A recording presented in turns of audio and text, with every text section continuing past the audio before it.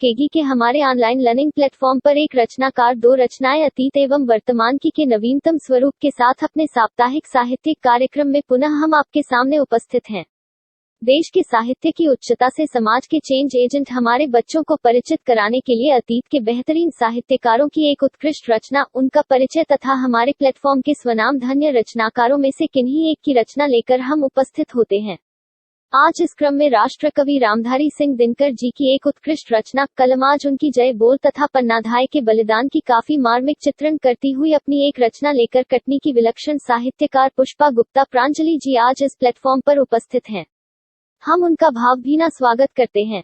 अब पढ़ाई नहीं रुकेगी कि हमारे ऑनलाइन लर्निंग प्लेटफॉर्म की संपूर्ण परिकल्पना एवं नवाचार श्री प्रमोद श्रीवास्तव का है। कार्यक्रम को निरंतरता देने का श्रेय डॉक्टर संध्या जैन श्रुति को है तथा इस प्लेटफॉर्म के संपूर्ण देश से जुड़े हमारे विलक्षण साहित्यकार महापुरुषों के जीवनोपयोगी संदेशों को अपने संयोजन के माध्यम से बच्चों के निर्मल मानस पटल पर अंकुरित कर उनके जीवन में आशा व चैतन्यता को पोषित करने का महान कार्य लगातार करते चले आ रहे हैं। सभी को साधुवाद देते हुए आइए एक रचनाकार दो रचनाएं अतीत एवं वर्तमान की हमारी टैग लाइन को हम मिलकर दोहराएं कि मरणोपरांत जीने की है, यदि चाह तुझे तो सुन बतलाता हूँ, सीधी राह तुझे, लिख ऐसी कोई चीज की दुनिया डोल उठे, या कर कुछ ऐसा काम की जमाना बोल उठे। और आइए पहले जानते हैं राष्ट्रकवि रामधारी सिंह दिनकर जी तथा पन्नाधाय के बलिदानों के बारे में।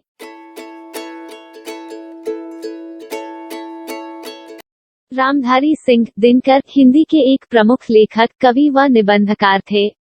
वे आधुनिक युग के श्रेष्ठ वीर रस के कवि के रूप में स्थापित हैं।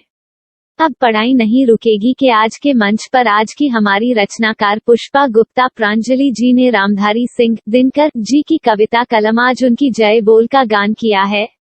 कितना सार्थक गान है कि कलमाज उनकी जय बोल, जो चढ़ गए पुण्यवधि पर, लिए बिना गर्दन का मोल, कलमाज उनकी जय बोल। दिनकर जी का जन्म 24 सितंबर 1908 को बिहार के बेगूसराय जिले के सिमरिया गांव में हुआ था। एक विद्यालय में अध्यापक के रूप में अपना करियर शुरू कर विभिन्न पदों पर आसीन रहते हुए उन्होंने अपने निधन 24 अप्रैल 1974 के पूर्व तक देश की सेवा कई रूपों में की है। अपनी लेखनी के माध्यम से वह सदा अमर रहेंगे। दिनकर जी स्वतंत्रता पूर्व एक विद्रोही कवि के रूप में स्थापित हुए और स्वतंत्रता के बाद राष्ट्रकवि के नाम से जाने गए। वे छायावादोत्तर कवियों की पहली पीढ़ी के कवि थे। एक ओर उनकी कविताओं में ओज, विद्रोह, आक्रोश और क्रांति की पुकार है, तो दूसरी ओर कोमल श्रृंगारिक भावनाओं की अभिव्यक्ति है। इन्हीं दो प्रवृत्तियों का चरम उत्कर्ष हमें उनकी कुरुक्षेत्र और उर्वशी नामक कृतियों में मिलता है। उन्हें पद्म विभूषण की उपाधि से भी अलंकृत किया गया। उनकी पुस्तक संस्कृति के 4 अध्याय के लिए साहित्य अकादमी पुरस्कार तथा उर्वशी के लिए भारतीय ज्ञानपीठ पुरस्कार प्रदान किया गया। हरिवंश राय बच्चन ने कहा था, दिनकर जी को एक नहीं बल्कि गद्य, पद्य, भाषा और हिंदी सेवा के लिए अलग अलग 4 ज्ञानपीठ पुरस्कार दिए जाने चाहिए।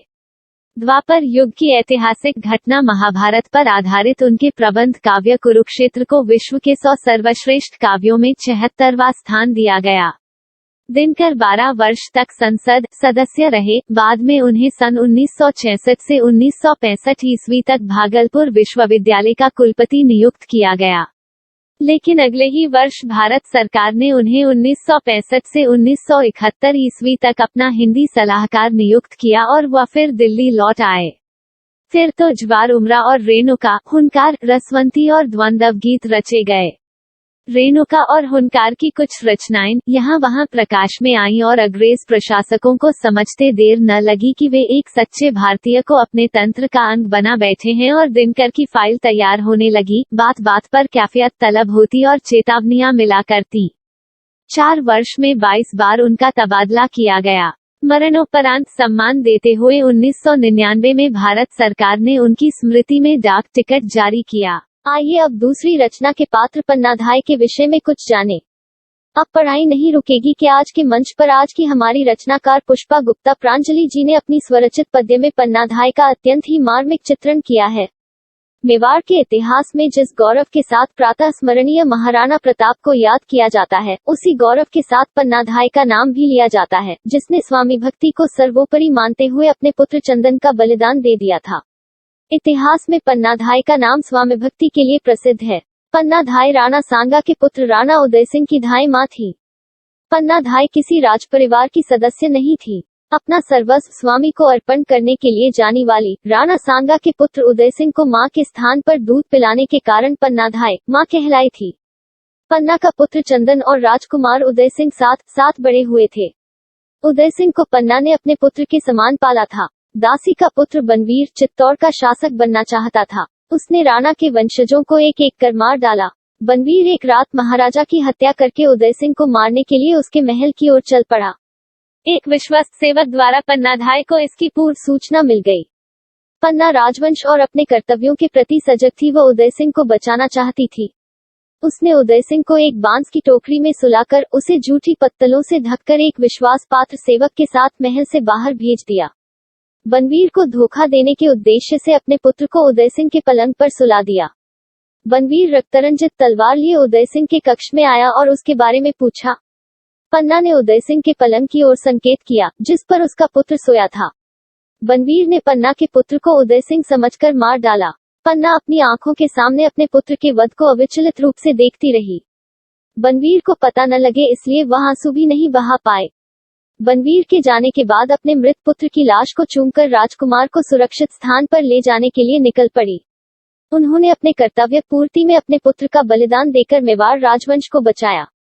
राष्ट्रीय गौरव की श्रीवृद्धि के लिए हमारे रचनाकार भी इतने उत्कृष्ट साहित्य उत्पादन कर रहे हैं, क्योंकि साहित्य की उन्नत अवस्था में ही कोई देश उन्नति कर सकता है।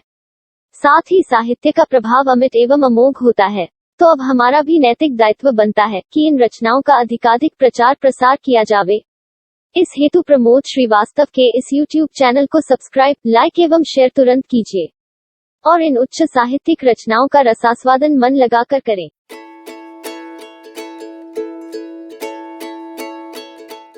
नमस्कार, मैं पुष्पा गुप्ता प्रांजलि कटनी मध्य प्रदेश से शिक्षक काव्यदीति मंच को नमन करती हूँ और इस वक्त जो भी मुझे सुन पा रहे हैं मैं आप सभी को नमन करती हूँ।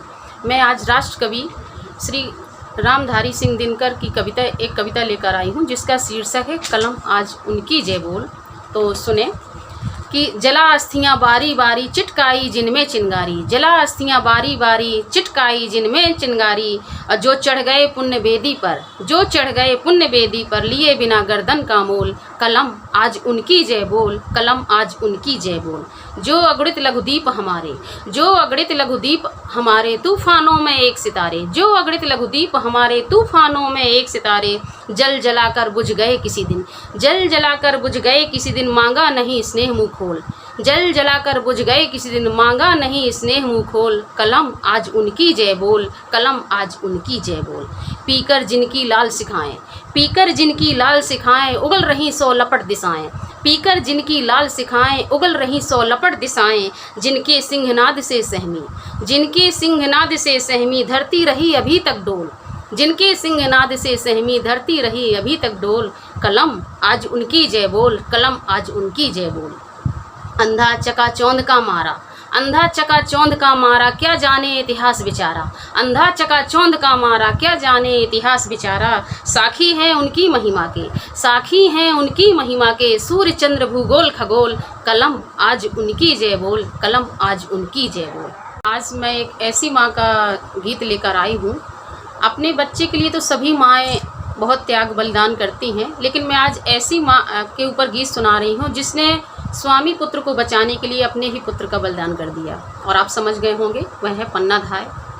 और पन्ना धाय ने अपने कुंवर उदय सिंह को बचाने के लिए अपने पुत्र चंदन, जो 5-6 साल की उम्र का था, उसको बलिदान किया। और कैसे, वो मैंने इस गीत पे लिखा है।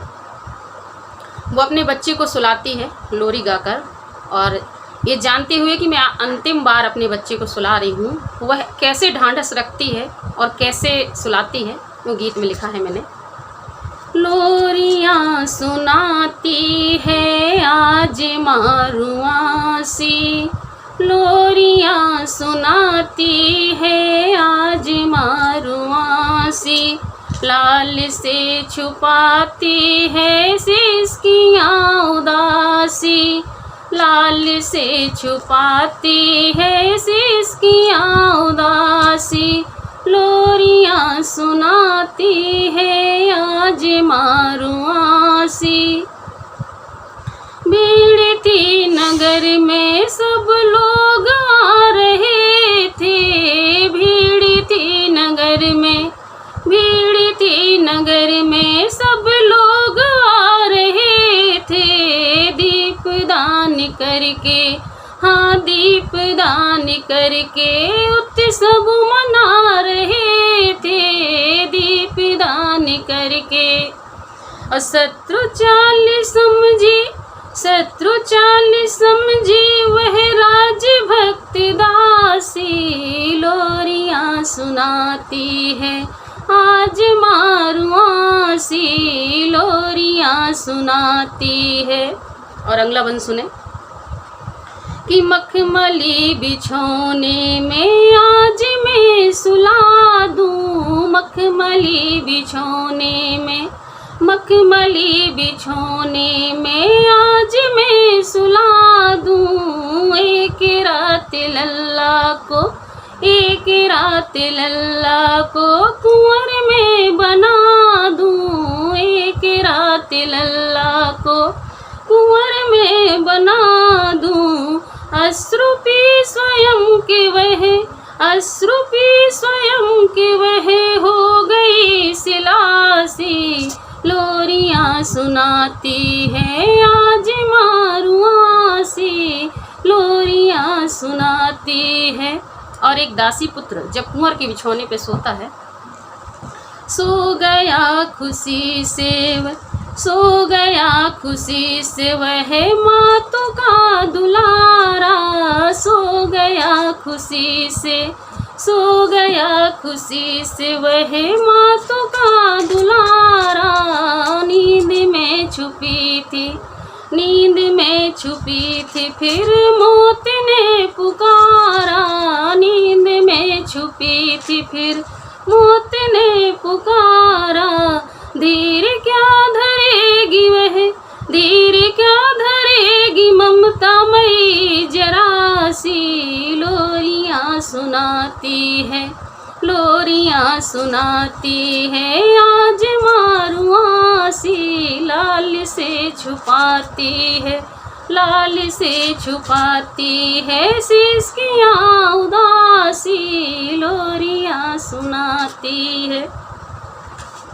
और जब चंदन की हत्या हो जाती है तो फिर वह अपने आप को कैसे ढांढस बंधाती है कि धाय में कुंवर की कर्तव्य भी यही है, धाय में कुंवर की, धाय में कुंवर की कर्तव्य भी यही है, राजहित हमारा, राजहित हमारा बलिदान भी सही है, राजहित हमारा कौन माँ सहेगी है, कौन माँ सहेगी है पीर आपदासी, लोरियां सुनाती है आज मारुआसी, लोरियां सुनाती है आज मारुआसी। और अंतिम बंद, हो गई अमर वह जो धाय बन गई है, हो गई अमर,